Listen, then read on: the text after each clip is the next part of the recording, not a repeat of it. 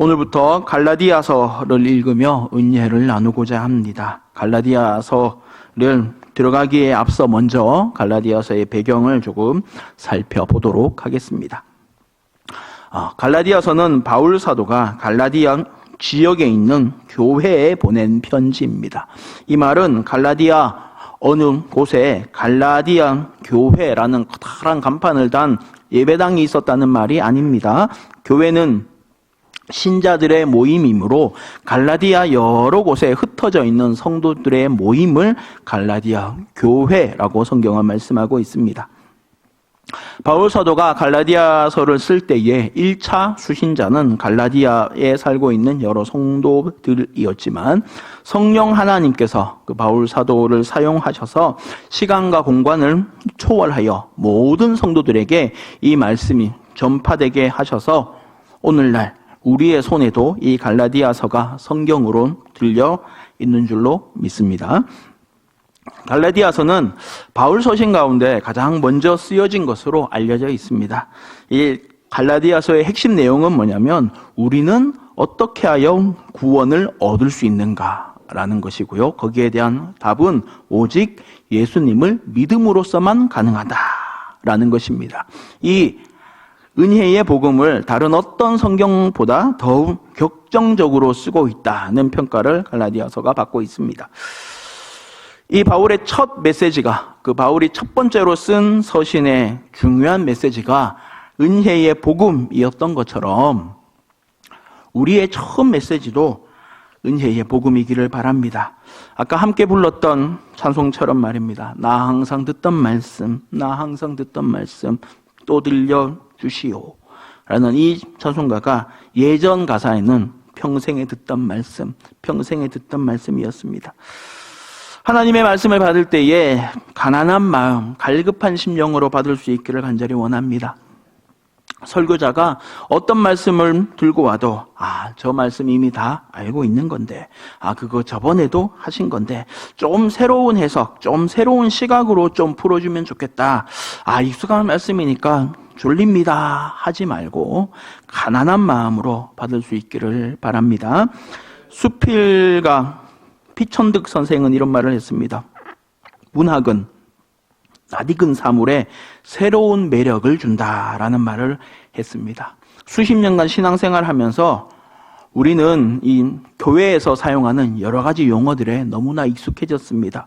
은혜, 복음, 영생과 같은 이런 단어가 더 이상 우리에게 새롭지 않습니다. 매일 쓰다 보니까 그 속에 담겨져 있던 풍성한 의미들이 와 닿지 않습니다. 갈라디아서를 다시금 살펴보면서 오랜 신앙생활로 인하여서 딱딱해진 또한 굳어진 우리의 마음밭을 날카로운 쟁기로 파헤쳐 부드러운 땅으로 바꾸는 시간이길 축복합니다. 돌 같은 내 마음이 어린아이의 살처럼 부드럽게 바뀌어서 하나님의 말씀이 내 안에 심겨지길 원합니다. 이렇게 간절한 마음으로 갈라디아서 말씀 함께 보도록 하겠습니다. 첫 번째입니다. 오직 예수입니다. 우리 1절 말씀 함께 읽습니다. 시작. 사람들에게서 난 것도 아니요 사람으로 말미암은 것도 아니요 그를 죽은 자 가운데서 살리신 하나님 아버지로 말미암아 사도된 바울은 아멘, 아멘. 내가 바울이 되어서 역사적인 자신의 첫 서신서를 쓰게 된다면 어떤 말로 그 편지를 시작하고 싶으십니까? 갈라디아 사람들이요, 이방인의 사도 바울의 말을 듣거라 라는 말로 시작하면 얼마나 멋있겠습니까? 하지만 바울은 이렇게 당당하게 시작하지 못합니다. 바울은 나는 사도인데 어떤 사람에게 사도로 세워진 것이 아니라 예수님과 하나님께서 나를 사도로 세우셨습니다 라는 말로, 어찌 보면 변명과도 같은 말로 자신의 첫 서신을 시작하고 있습니다. 마치 이런 것과 같습니다. 제가 설교하기 위해서 지금 여기 섰는데 제가 처음으로 하는 말이 삼락교회 성도 여러분, 저는 대한예수교 장로회에서 합당한 절차를 거쳐서 강도사 인허를 받았고 목사 고시를 거쳐서 목사 안수를 받았습니다. 그러므로 여기에 서서 설교할 수 있는 몸입니다 라고 설교를 시작하는 것과 비슷합니다. 바울이 왜 이 편지를 이렇게 시작해야 했겠습니까? 왜냐하면 당시에 갈라디아 교회 안에서 바울의 사도권을 의심하는 사람들이 많았기 때문입니다. 바울은 예수님의 12 제자 중에 하나가 아니었습니다. 제자들은 예수님의 공생애를 함께 했던 사람들이고, 또한 부활하신 예수님을 만나서 사명을 받았던 사람들이고, 또한 그 복음서에 이름이 써 있는 사람들이었습니다. 이러니 거로 유다를 뺀 나머지 11명은 사도라는 그 칭호를 받기에 마땅히 있습니다. 예수님이 선택한 숫자이자 이스라엘 지파의 숫자인 12명을 채우기 위하여 제비 뽑아서 마띠아를 사도로 또 더 뽑기도 하였습니다. 자, 그런데 바울은 어떤 사람입니까? 바울은 예수님과 공생애를 함께한 사람이 아니었습니다. 오히려 바울은 유대교에 심취하여서 예수 믿는 사람들을 핍박하던 사람들이었습니다. 믿음 좋은 스데반 집사님을 돌로 쳐서 죽일 때에 증인으로 되었던 사람이 바울이었습니다. 자, 바울은 이것으로 만족하지 못하고 살기가 등등하여 다메섹으로 향합니다. 그 향하던 길에서 부활하신 예수님을 만납니다. 어찌하여 나를 핍박하느냐 하는 예수님의 음성을 듣습니다. 이리하여 바울은 변화되어 이방인의 사도로 부르심을 받게 됩니다. 자, 이 사실은 사도 바울의 고백으로 사도행전에 써 있습니다. 바울의 과거가 교회의 공식적인 공문서에 남아있다는 말과도 같습니다. 또한 교회란 곳이 얼마나 소문이 빠르고 말이 많은 곳입니까? 바울이 나타나 설교를 하는 날이면 누군가가 옆에 와서 속닥속닥 했을 것입니다. 야, 저 바울 목사님, 지금은 저렇게 거룩해 보이지만 저 사람 원래 어떤 사람인지 알아? 놀라지 마. 이 세상에 옛날에는 예수를 핍박하던 나쁜 사람이었대 라는 말이 오갔을 것을 우리는 능히 상상할 수 있습니다. 이해를 돕기 위해서 비유하자면 이렇습니다. 제가 이만희의 먼 친척 이승이라고 합시다. 그리하여 신천지에서 중책을 맡아서 이곳 저곳에서 여러 성도를 미혹했던 사람이라고 칩시다. 자, 그런데 어느 날 뜻하지 않은 곳에서 부활하신 예수님을 만나서 완전히 변화되었습니다. 이후에 신학을 하여서 목사가 되었지만 제가 원래 어떤 사람인지 공식 문서에 써 있어서 모든 사람이 자유롭게 확인할 수 있습니다. 자, 이렇다면 제가 설교할 수 있겠습니까? 제가 이 자리에 설 때마다 사람들이 수군거리지 않겠습니까? 저 사람 여전히 신천지인데 자기를 숨기고 목사가 되어서 우리를 미혹시키려고 하는 것이 아닐까? 진짜 목사가 맞을까? 어떻게 진실한 목사라고 우리가 믿을 수 있지? 하는 말이 끝도 없이 나오지 않겠습니까? 이것이 사도 바울이 처지였습니다. 바울은 분명히 하나님께로부터 부르심을 받았지만 사람들의 인정을 받지 못했습니다. 바울은 자칭 사도일 뿐이요 진짜 사도가 아니라는 사람들이 갈라디아 교회 안에 많았습니다. 부활하신 예수님을 만났다라고 주장은 하고 있지만 우리가 그걸 어떻게 믿느냐 하는 사람들이 분명히 있었을 것입니다. 이리하여 바울은 자신의 첫 서신서를 이렇게 시작하는 것입니다. 우리 1절 말씀 한 번 더 읽어보도록 하겠습니다. 함께 있습니다. 시작. 사람들에게서 난 것도 아니요 말미암은 것도 아니요 오직 예수 그리스도와 그를 죽은 자 가운데서 살리신 하나님 아버지로 말미암아 사도된 바울은. 아멘. 나 바울은 사도이다. 내가 사도인 것은 사람들에 의해서가 아니다. 사람들이 나를 사도로 세운 것이 아니다. 오직 예수로 인하여서 내가 사도가 되었다. 하나님으로 말미암아 내가 사도가 되었다는 처절한 믿음의 고백입니다. 사랑하는 성도 여러분, 이 시간 이 고백이 우리 모두의 고백이 될 수 있기를 예수님의 이름으로 축복합니다. 내가 성도가 된 것은 사람들에게서 난 것도 아니요 사람으로 말미암은 것도 아니요 오직 예수로 인하여 된 줄로 믿습니다. 내가 하고 있는 행동을 보면 나는 여전히 성도가 아닌 것 같습니다.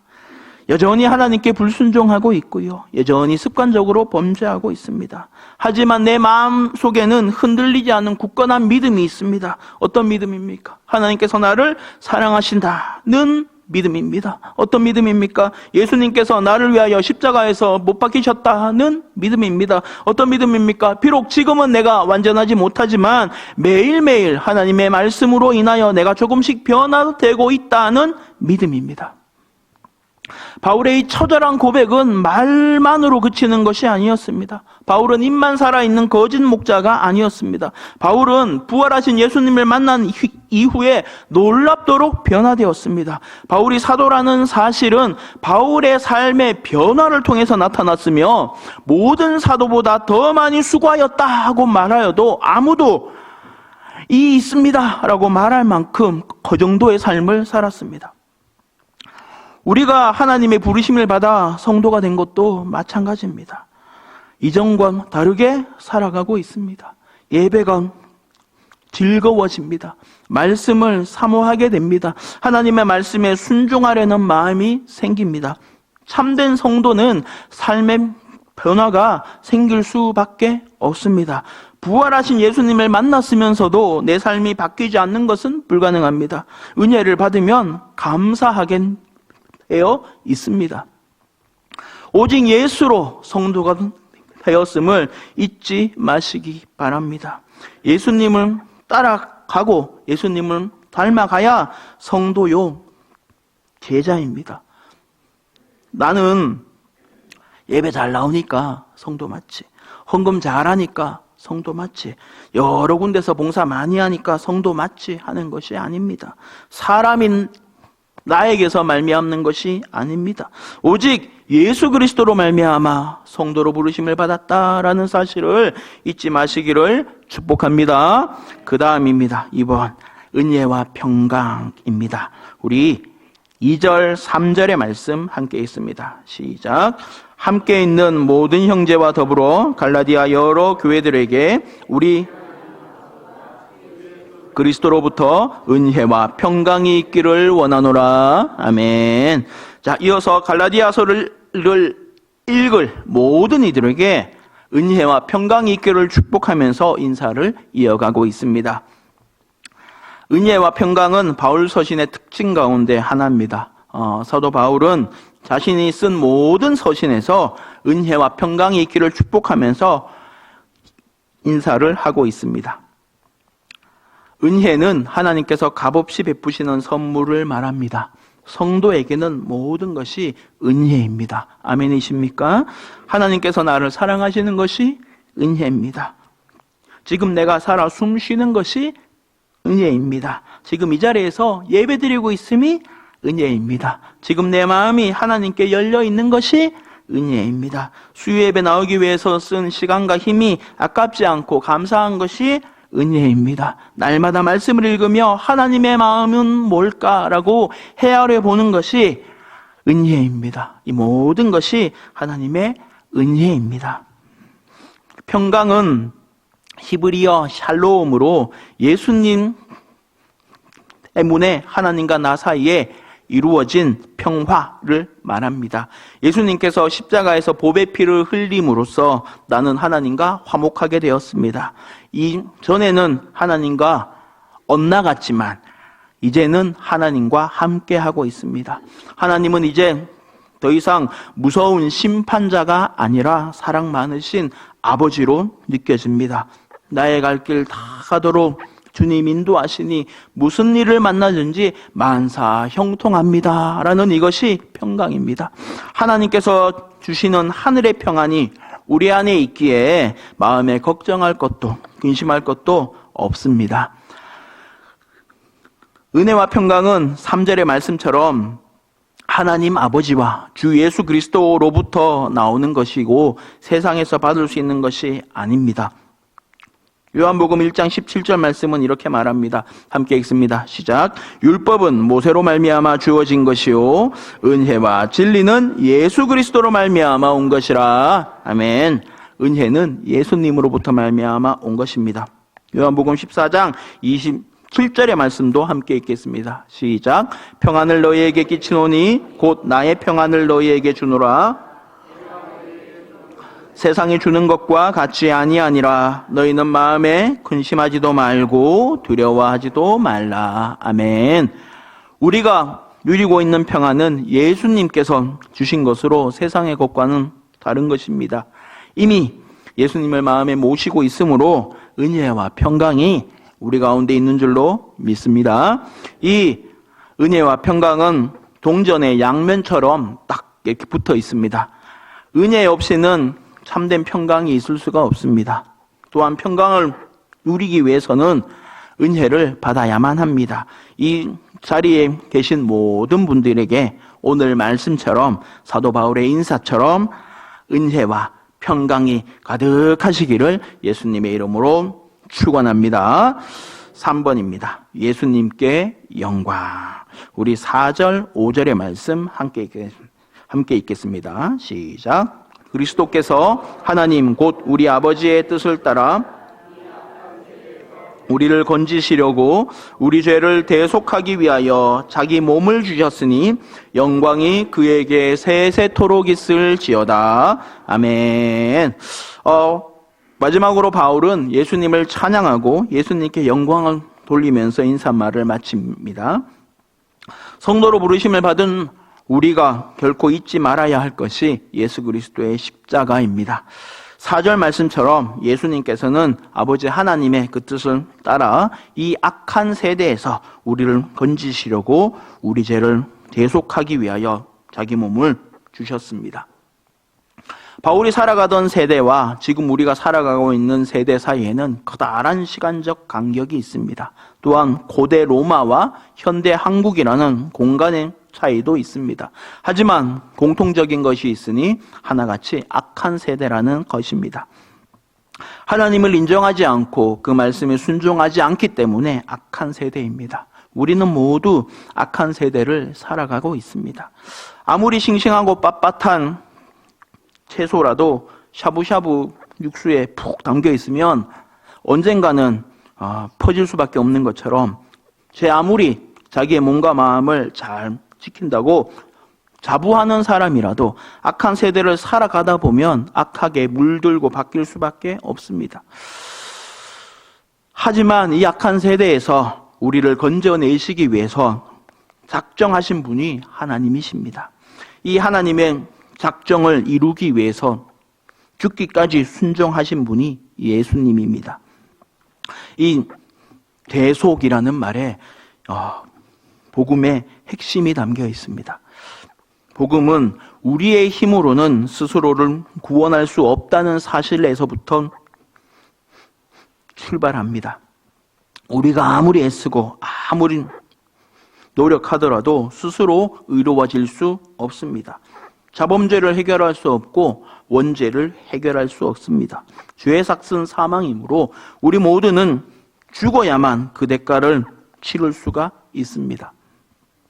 이렇게 된다면 우리에게 영생은 없고 영벌만 있을 뿐입니다. 대속이란 말은 누군가가 대신해서 값을 치러준다는 말입니다. 다시 한번 죄의 삭은 사망이므로 그 값은 생명으로만 치룰 수 있습니다. 하지만 원죄로 인하여서 죄로 가득한 인간은 다른 사람의 죄를 대신할 수도 없습니다. 이리하여 하나님이신 예수님께서 사람으로 이 땅에 오셨습니다. 아담의 후손이 아니라 여자의 후손으로 오셨기에 원죄가 없습니다. 하나님의 모든 말씀, 모든 율법에 온전히 순종하여 흠이 없는 삶을 사셨으므로 자범죄도 없습니다. 예수님께서 제물로 바쳐진 어린 양으로서 나를 대신하여 죽으셨습니다. 가장 고통스럽고 치욕스러운 형벌인 십자가에서 죽으심으로 우리 모두의 죄값을 치르셨습니다. 오직 이것이 우리의 유일한 찬송입니다. 갈라디아서 전체의 주제가 이것입니다. 예수님께서 내 죄를 대속하셨다. 우리의 구원은 율법을 준행하는 것이 아니라 십자가를 붙드는 것에 있다 하고 말입니다. 갈라디아서는 시종일관 이것 한 가지를 말씀하고 있습니다. 갈라디아서 마지막 6장까지도 예수 그리스도의 십자가를 말씀하고 있습니다. 갈라디아서 6장 14절의 말씀 함께 읽겠습니다. 시작. 그러나 내게는 우리 주 예수 그리스도의 자랑할 것이 없으니 그리스도로 말미암아 세상이 나를 대하여 십자가에 못 박히고 내가 또한 세상에 대하여 그러하니라. 아멘. 참으로 십자가 말고는 결코 자랑할 것이 없기를 축복합니다. 나의 찬민 제목은 예수의 피밖에 없습니다. 영원토록 내 할 말 십자가밖에 없습니다. 말씀을 마무리합니다. 우리 모두는 하나님의 부르심으로 성도로 세워졌습니다. 누가 뭐래도 나를 부르신 분은 예수님이시고 하나님이십니다. 사람들의 말 때문에 낙심하지 않기를 원합니다. 내가 더욱 힘쓸 것은 사람들의 인정을 받는 것이 아니라 나 스스로의 변화입니다. 내 말과 행동과 인격과 성품이 예수님을 닮아가는 것입니다. 이러한 변화가 내 삶에 가득 나타날 때에 사람들에게도 성도로 인정받을 것입니다. 내 삶에 하나님께서 마음껏 일하시기를 원합니다. 우리 모두에게 은혜와 평강이 나타나기를 원합니다. 값없이 베푸시는 하나님의 은혜에 감사합니다. 하나님과 화평하여서 날마다의 삶이 평안하기를 원합니다. 세상이 줄 수 없는 평안을 누리며 근심 걱정이 사라져 항상 기뻐하고 범사에 감사할 수 있기를 원합니다. 하나님께서 나를 사랑하십니다. 이리하여 나를 대신하여서 독생자 예수님으로 하여금 나의 죄값을 치르게 하셨습니다. 그 방법은 십자가입니다. 십자가는 하나님의 공의와 사랑을 동시에 만족시키는 놀랍고도 유일한 해결책입니다. 이러므로 더욱 십자가만을 바라보기를 원합니다. 우리 주 예수님께 모든 영광이 있습니다. 할렐루야.